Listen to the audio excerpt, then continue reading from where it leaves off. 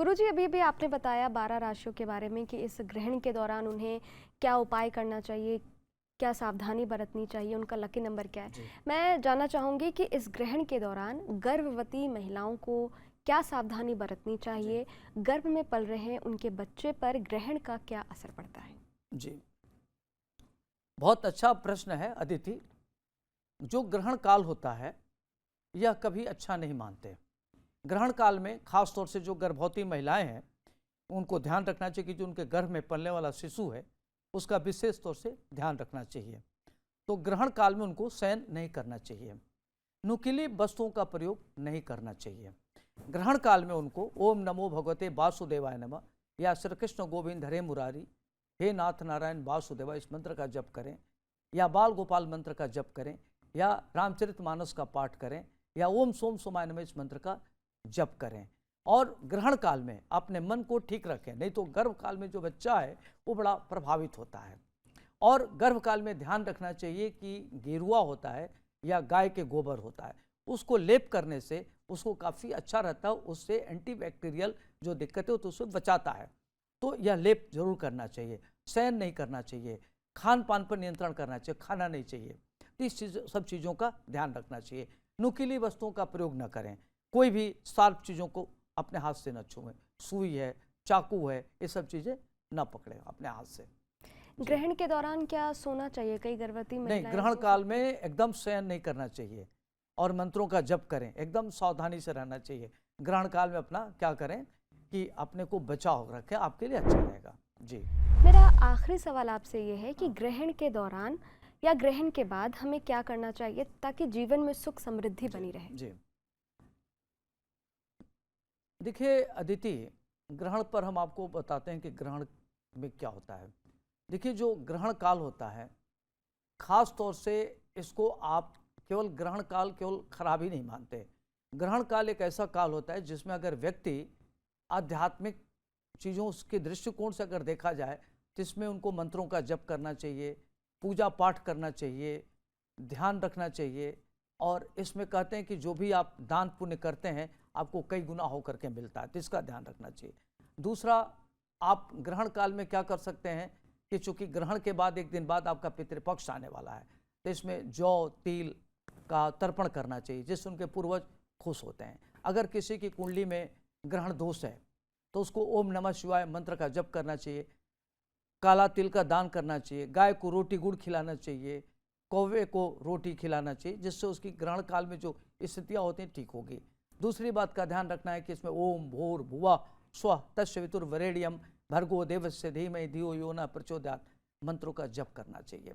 तो ग्रहण काल को आप चाहें तो अशुभ को शुभ कर सकते हैं। दूसरी बात ध्यान रखना है कि ग्रहण काल में आप अपने सेहत का ध्यान रखें, मन स्थिति को उद्विग्नता से बचें, कोई ऐसा कार्य न करें जिससे आपका सेहत प्रभावित हो। गर्भवती महिलाओं को शयन करने से बचना चाहिए।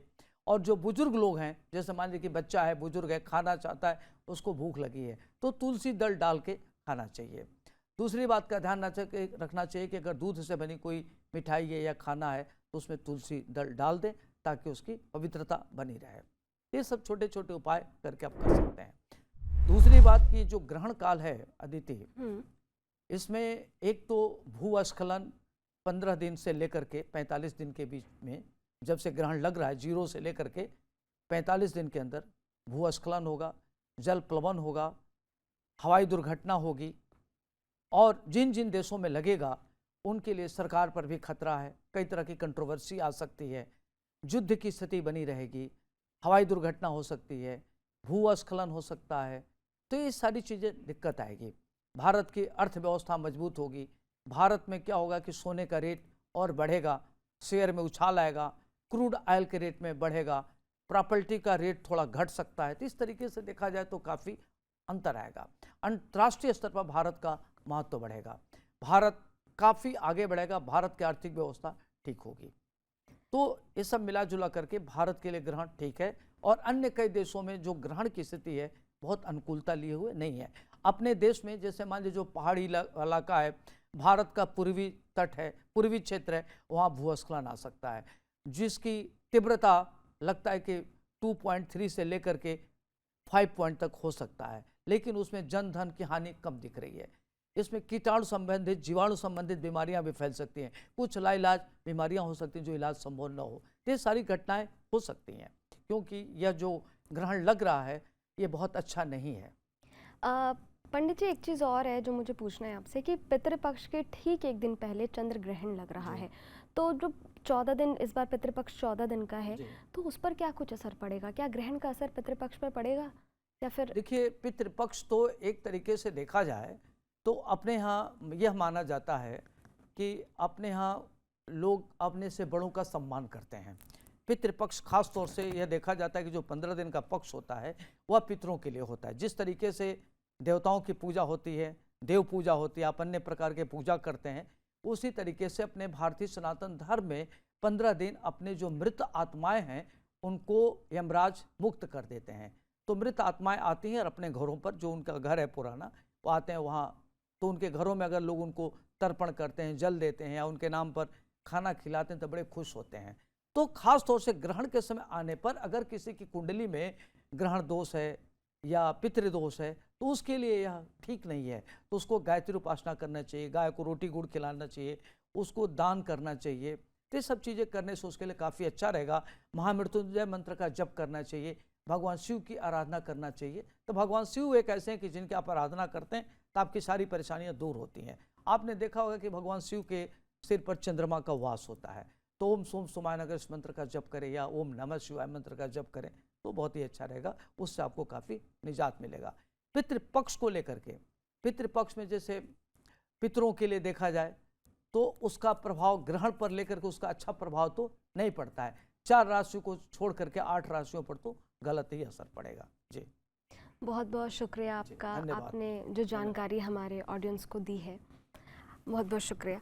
अगर आपको हमारा ये कार्यक्रम अच्छा लगा हो तो वीडियो को लाइक कीजिएगा, शेयर कीजिएगा, कमेंट बॉक्स में कमेंट करना मत भूलिएगा। मिलते हैं अगले वीडियो में, अगले एपिसोड में। तब तक के लिए देखते रहिए स्तुति। और अगर आपने अभी तक हमारे चैनल को सब्सक्राइब नहीं किया है तो फ़ौरन कर लीजिए। बगल में आपको एक घंटे दिख रही होगी, उसे भी दबा दीजिएगा ताकि नोटिफिकेशन आप तक पहुँचते रहे। शुक्रिया।